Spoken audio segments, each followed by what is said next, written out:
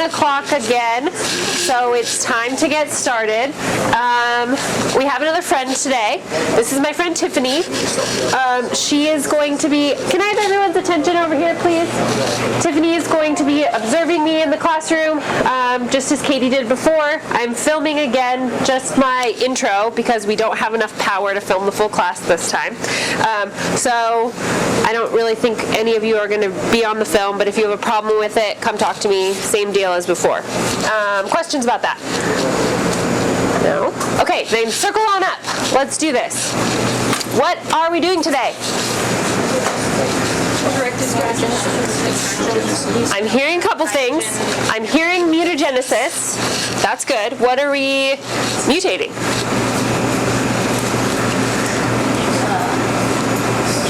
Huh? Histone H4-1. Okay, that's a good point. We're going to hold on to that for a moment, and then yes, good. And then what else are we doing?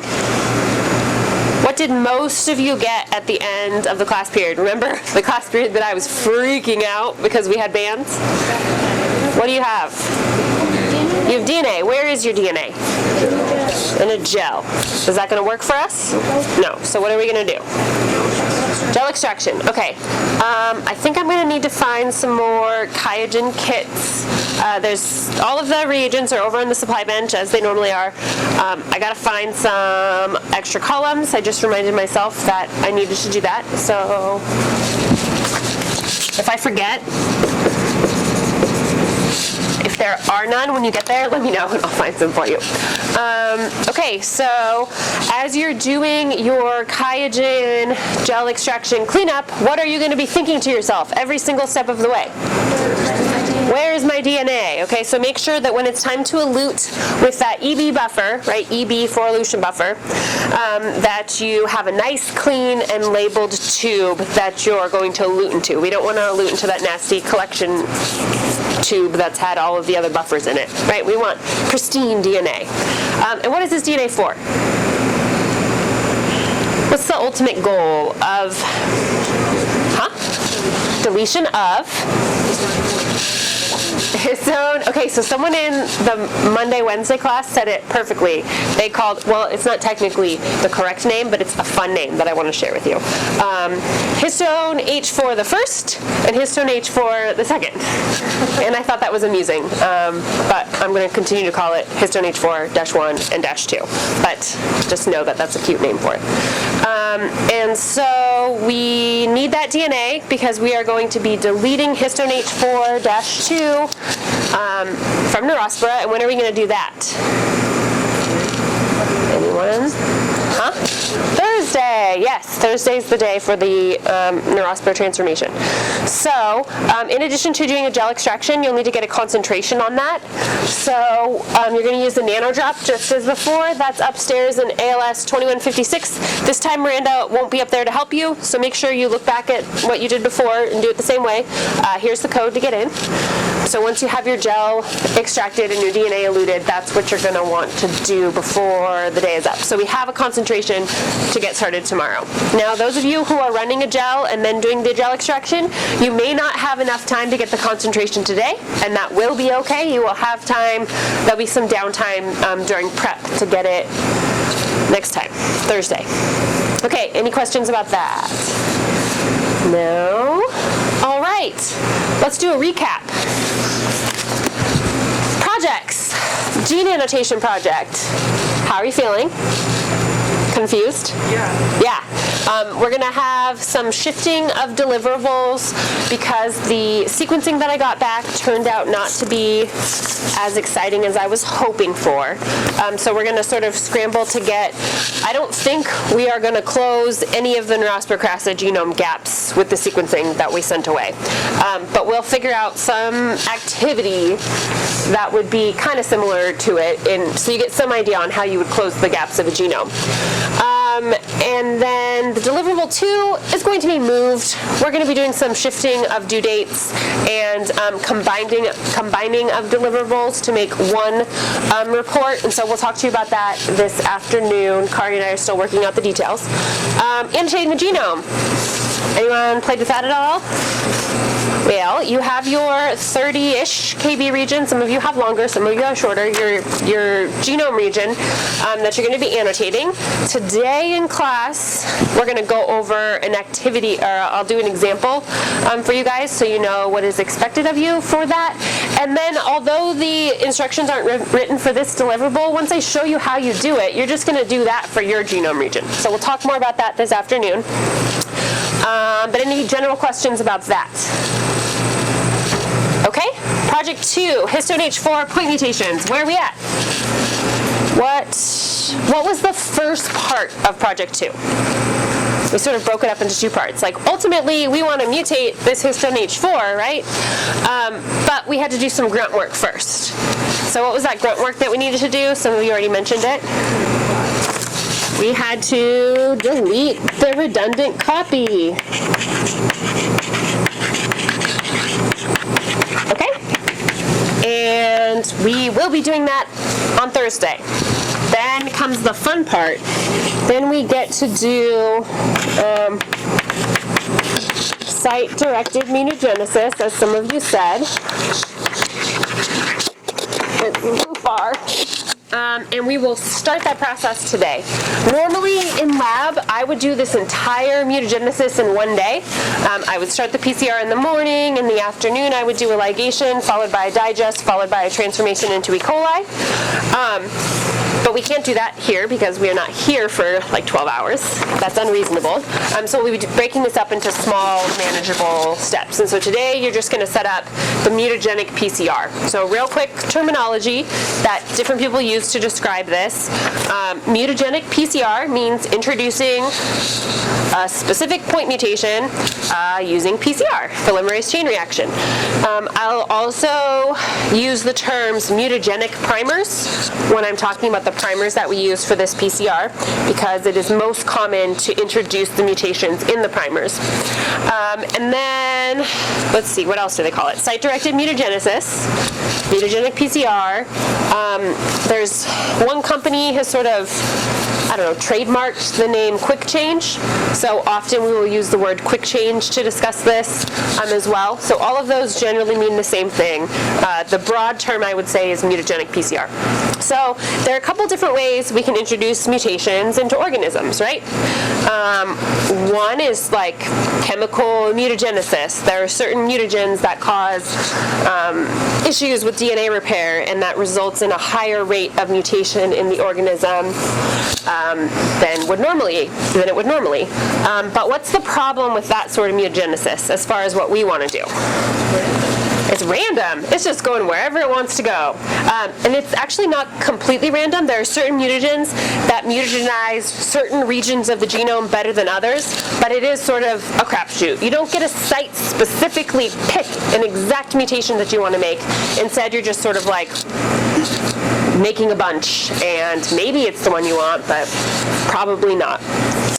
Also, UV mutagenesis is used often.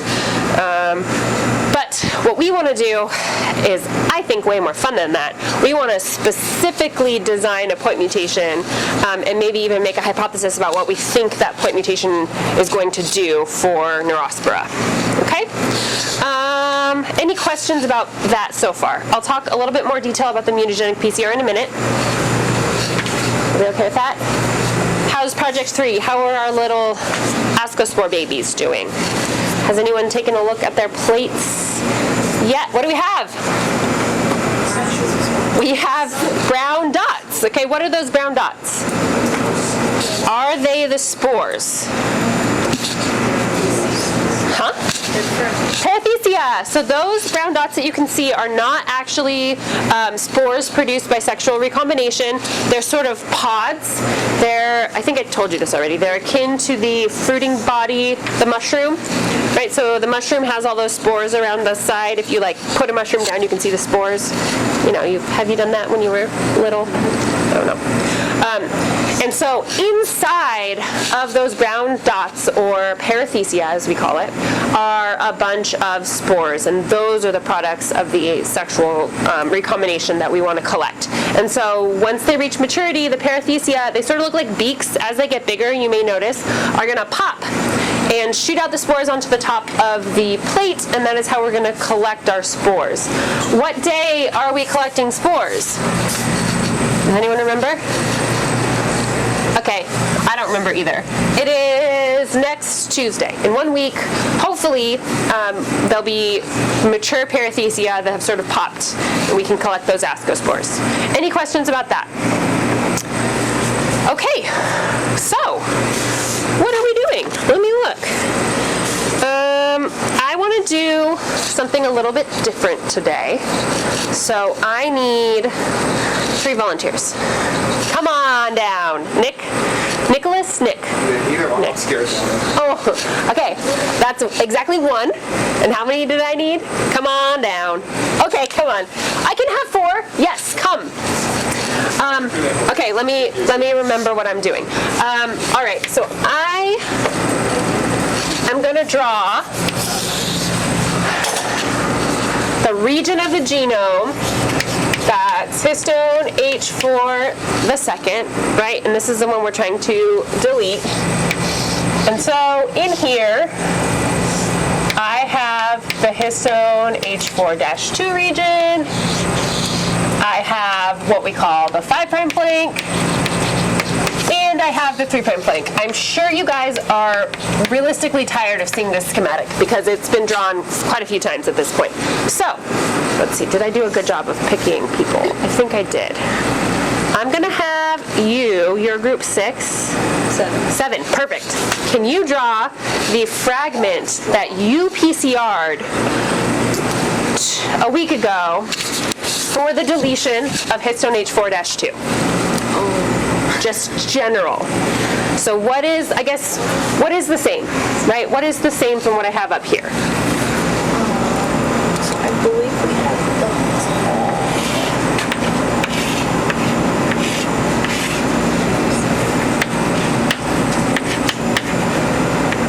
Oh, I can't write this. I'm sorry. Okay, and what's in the middle?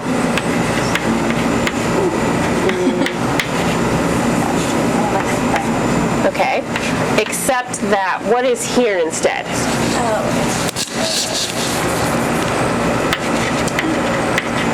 Perfect, thank you so much. So this is groups 7 to 12? Right, you guys PCR'd the 5' flank, bar, the 3' flank. All right, groups, other groups, what are you? I'm group 4. Okay. 2.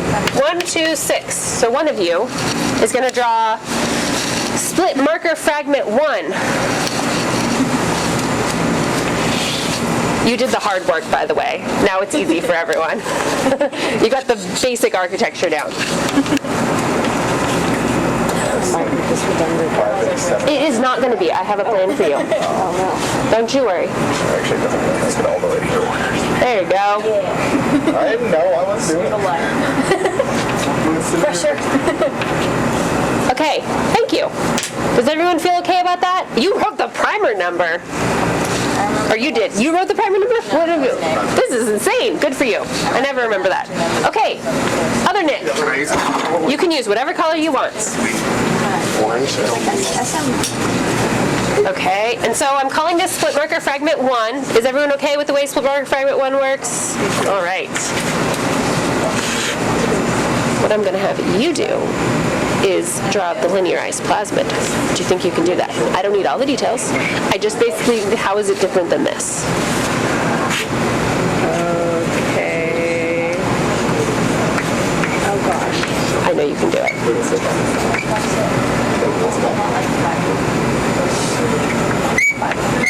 Oh, you remembered it too? You guys are crazy. Okay. Are we happy with this? Okay, do you think you can do it? So the last one is going to be, it was on the pre-lab, right? Michael's going to do a control, that's not really a control, but he's going to do another transformation, the linearized plasmid. So I'm asking Bahia if she can draw out the linearized plasmid. Not every detail, but in general. What does it look like as compared to this? It's bigger. It's bigger, yes. So show us. Okay. I don't remember this. Bar is in there. I know that. That's a good call. Yeah, it does have this flank. Mm-hmm. And it does have the 3' flank. Yeah. But it also has more. Yes. Like it has That much more. That sounds great to me. That's not one side. yes. So I guess the point that I was asking is, where is the not one site? And I don't mean exactly where. We have maps. We can go back and find out exactly where the not one site is. Is the not one site in the middle of bar? No. No. Is it in the middle of my 3' flank? Is it in the middle of my 5' flank? Is it in anywhere in between those things? It's on the outside of it. And so the point of having this was to show you, we'll call this not one. I might be wrong. It wouldn't be the first time, won't be the last time. We're calling this not one. But the difference between this guy and this guy is that this has a whole bunch of extra crap, essentially. Not crap, it's very important for bacterial growth, but we don't care when we're in eukaryotes anymore. Any questions about the split marker fragments? Or the other fragments? Any of the fragments? Is this All what right. just heard? No.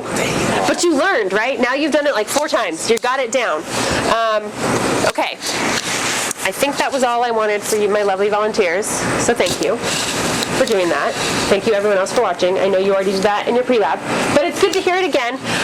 I remember teaching this course last quarter, and it was definitely evident that we did not spend enough time talking about the split marker fragments, and so we're trying to make amends by talking about it more. Okay. Now, moving on to the mutagenic PCR. The way this is going to work is each person is going to have their own point mutation that they're going to be making in the histone H4 gene. And the plasmid template that we're going to be using is this P0. We've been seeing PBS for plasmid blue script. Oh, are you waiting to microwave? Yeah. You can microwave. I think. Is it? I don't think so. Okay. P0 is just a different backbone that has Neurospora H4 the second? Wait a minute. Didn't we just delete Neurospora H4 the second? Why would we be using a plasmid that has Neurospora H4 the second in it to, oh, that one's not plugged in. There's one over there though. Why would we be using Neurospora H4 the second to make point mutations if we just deleted it? All right, I think this is a legitimate question that Michael addresses a little bit in his description of, does anyone know why? Did anyone read the description of the recombination events that we're hoping for when we transform these point mutations into Neurospora? Anyone have any idea? All right, I'm going to erase this lovely stuff you just drew. I'm sorry. Well, maybe I'll just erase this. This isn't bad enough. All right, so every time I've drawn recombination events with these guys right here, I have, so actually I want this up here.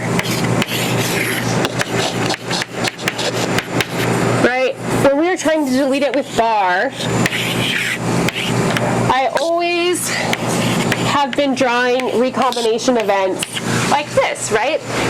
And we say we're using the same 5' flank in both of these constructs, or like in the genome, as well as in our plasmid. And so recombination can really only occur between these 1 kb regions right here and these 1 kb regions right here, because those are the only regions that are homologous in this plasmid. Bar and histone H4-2, those are not homologous genes, right? The homologous recombination machinery will not recognize these as homologous. But let's have a little chat about this new histone, or this new plasmid that we're using. If we did histone H4-1, which is what you said, right? Yes. Our whole point now in the genome is to, right, we're interested in mutating a version of histone H4-1. And we are going to be introducing very specific point mutations that maybe only we maybe only have to change 1 nucleotide in the whole gene to get the mutation that we're looking for. So, in our plasmid, if we use histone H4-1, we'll call this P0 histone H4-1, if we made point mutations to this residue right here, right, and we changed, let's say, one C to a G, and this causes a change in the amino acid that's encoded in that position. Okay, so let's say we do that. Do you think that the homologous recombination machinery is going to recognize these two genes as different? Or are they going to say, no, these are pretty much the same? The same. There's one residue difference, not residue, amino acid residue. There's one nucleotide difference in this whole gene. The recombination machinery is going to think that this is the same thing. And so instead of getting recombination to occur and ensure that our point mutation comes in, recombination can occur here where we want it, but recombination can also occur here. And recombination can occur to the point where we don't even get our point mutation into the Neurospora genome. Does that make sense to everyone? We don't have any way to tell Neurospora, hey, you need to incorporate this mutation. All right? However, if we use, so again, we're interested in the histone H4-1 genomic locus, which has a 5' flank, a 3' flank, and the gene, obviously, that we're interested in, histone H4-1. If we use this plasmid, which I'm going to try to draw it from memory, has that same 5' flank from the histone H4-1. You know what? Let's color code this. That's nice, right?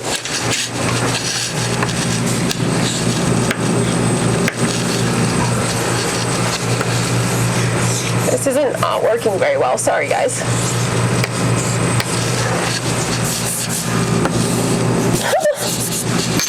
I know colors.